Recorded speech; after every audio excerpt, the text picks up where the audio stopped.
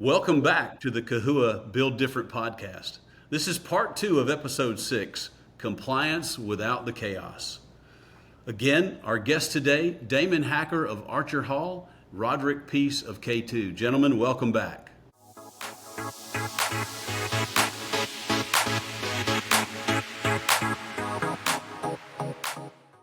So that leads to another really good point I was hoping that we could talk about. Kahua, of course, pursued and achieved FedRAMP authorization several years ago.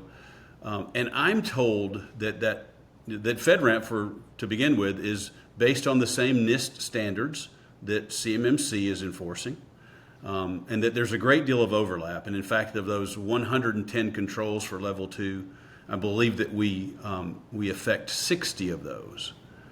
And 55% of the objectives, I think. So my question to you, and perhaps I've just answered it, but tell me why it would be true if it is. I assume that if your client is using a FedRAMP authorized solution like Kahua, they've got a big head start on not just meeting the control, but having them documented, because of course we would provide documentation for how we handle that NIST standard, right? It also comes down to the data flow, right? So if I can say that, blueprints come from the DoD and they go into Kahua and we never get them via email, I can exclude email. If my subcontractors use Kahua to go and view those documents and they're doing it through a VDI or something like that, so they never actually get the documents, it's another set of controls that can stay with the cloud provider. So once again, scoping, and then looking at whether those shared responsibilities, they're shared, right? You have the infrastructure, but if I give passwords to everyone, doesn't matter how secure the infrastructure is. So anyway, that's absolutely having your team already produce the artifacts to attest to a lot of the things like, access controls handled by your IT vendor. I can't get to the server. Policies, encryption, all those objectives get handled by that cloud service provider like Kahua. Is that what you'd say, Damon? Yeah, absolutely. The ability to inherit those, sets people far ahead. As you said, Nicholas, a shortcut to it. Not just a shortcut. They know that you have a tight process because you're doing it as a SaaS software provider. So, as an assessor, I would look at that your attestation to those controls with a lot more, confidence than if it's Bob who runs his own IT shop. Oh, interesting. I wouldn't have thought of that, but I suppose if I was an auditor, I would give some credence to someone with other credentials. Yeah, and you guys are FedRAMP certified, the NIST 853, 1,000 controls. Yeah. Okay.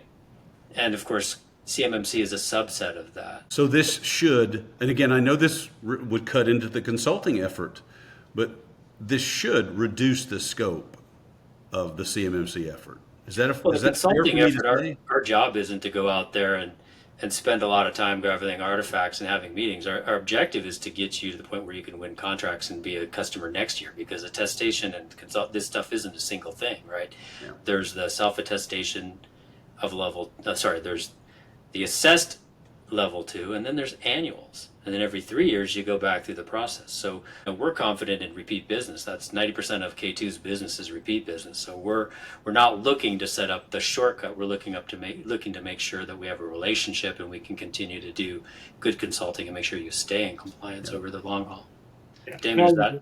Yeah, 100%. I mean, it's the same thing that we look at. And for us, it's always finding the right solution, the best solution for the client, regardless of what that is. So that's where the value comes in. Yeah, I mean, interpreting the requirements and helping people that way, but it's also about knowing all the different solutions that are out there and what's going to work for that company. So, and Nicholas, in your case, you're a SaaS company, right? So if your product isn't amazing and continuing to be more amazing than the competitors, your customers, rightly should look.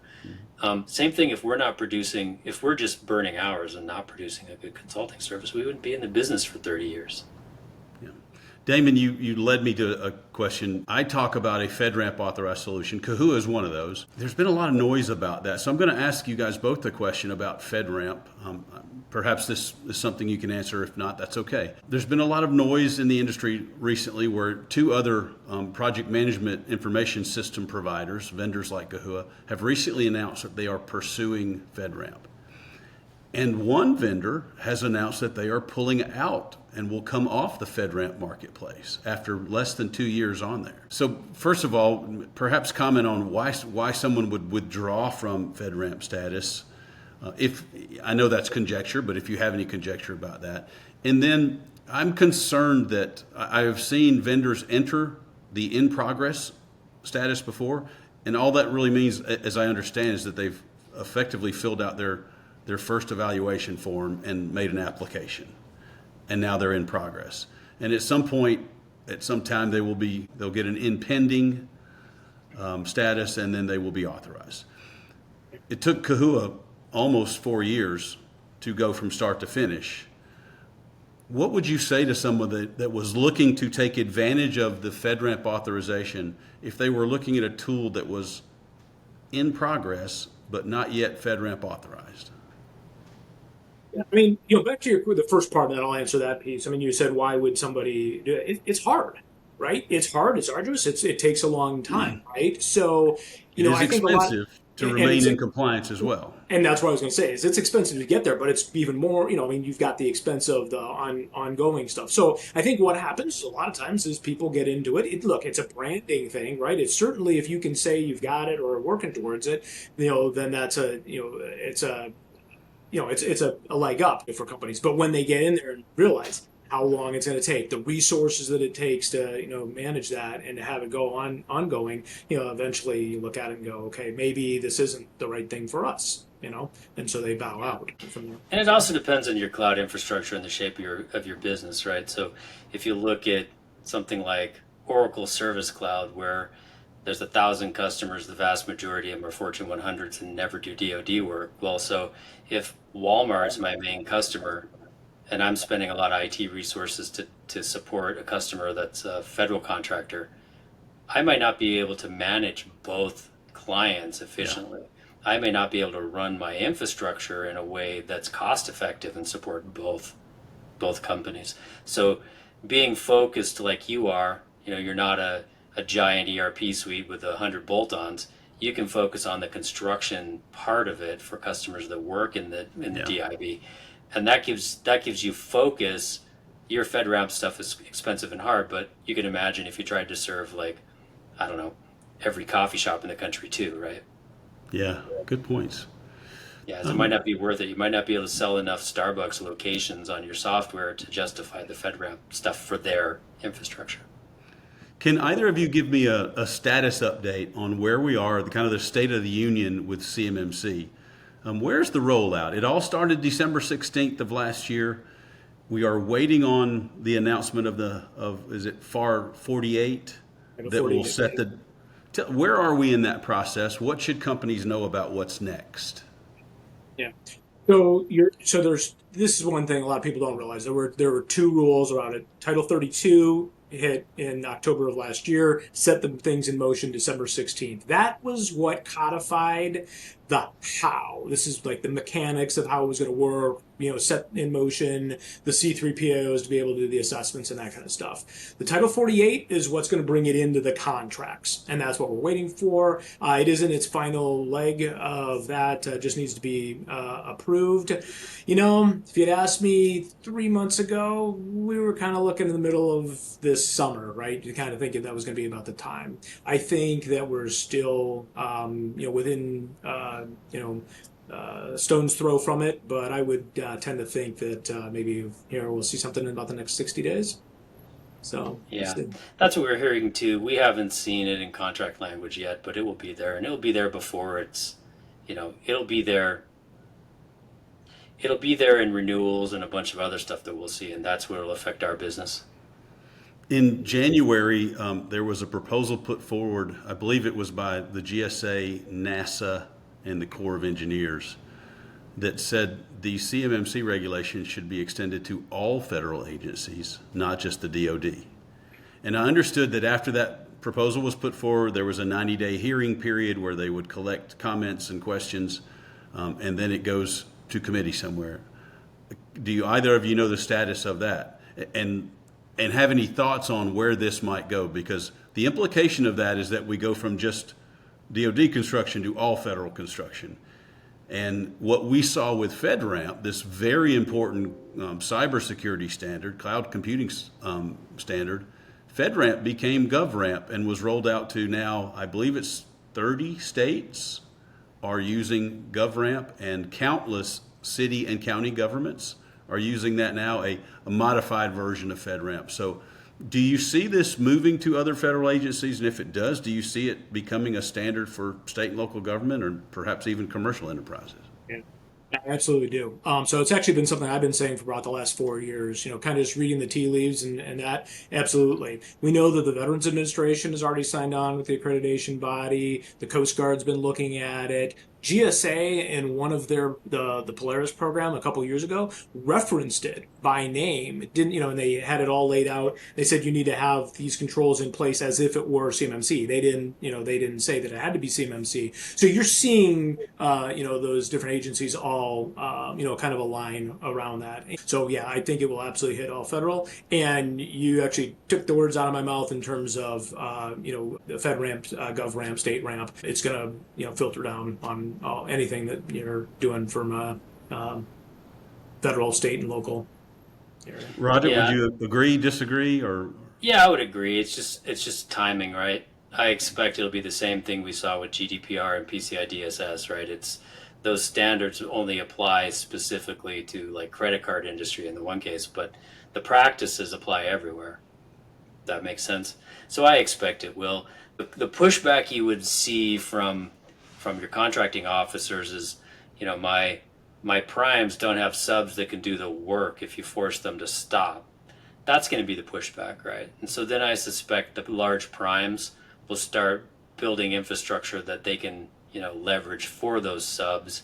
And that'll be interesting to see how that, what the flow down implications are, to subs.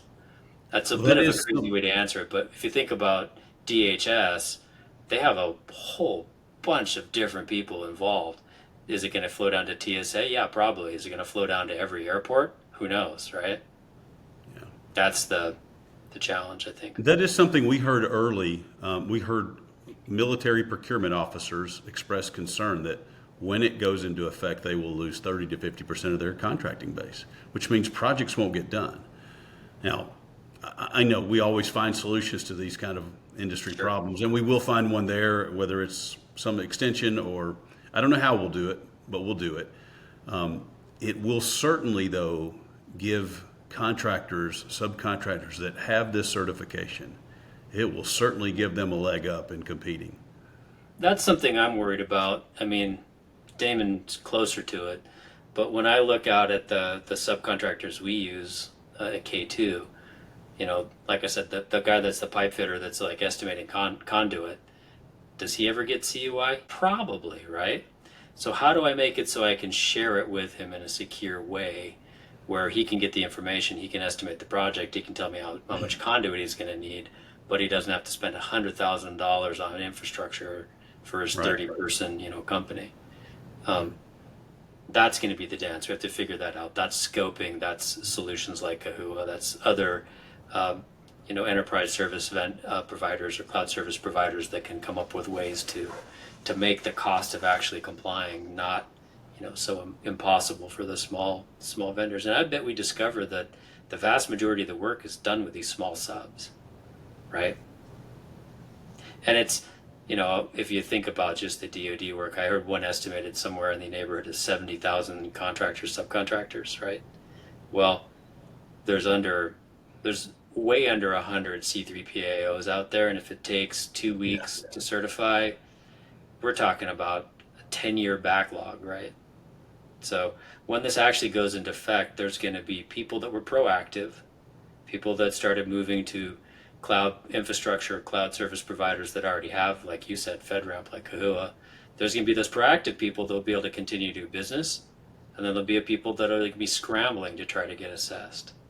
That's what keeps me up at night is, how do we keep the guy that runs conduit for us able to do our business? And how do I find another vendor if he can't? Good points. All right. Damon, anything you want to add to that?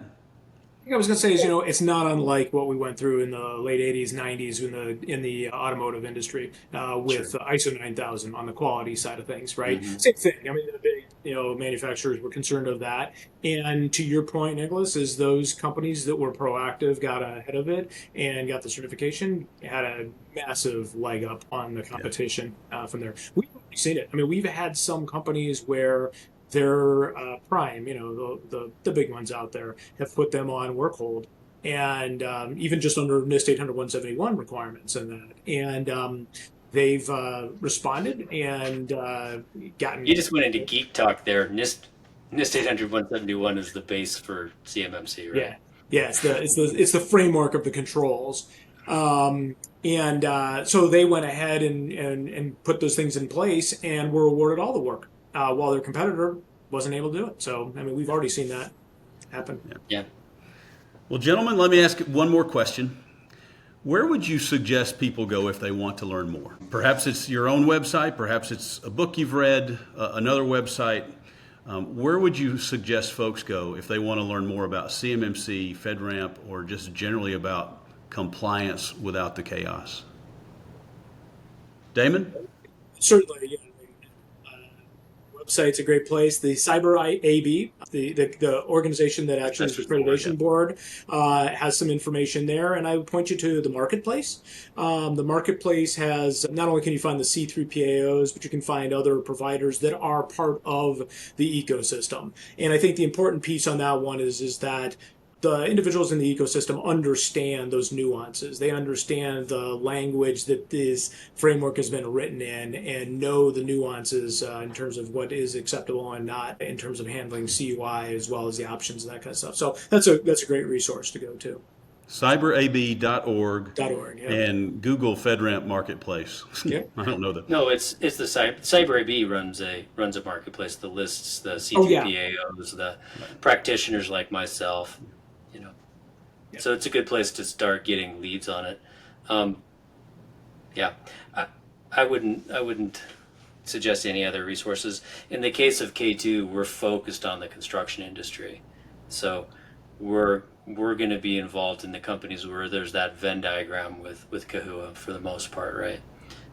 Obviously, we can do other work as well, but we're doing construction management as our primary thing. We're not looking for CMMC work from some completely unrelated industry. Yeah. But our website would definitely show how we're involved in both those places and how we've partnered with Kahua.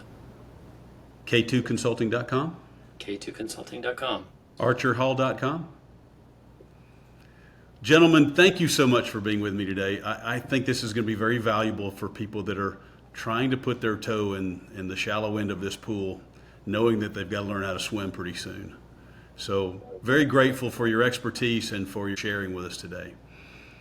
Thank For you. our audience, join us again next month in September as episode 7 will be Bridging the Gap, Generations in the Workplace. And that'll be hosted by my buddy AJ Waters. Thank you all.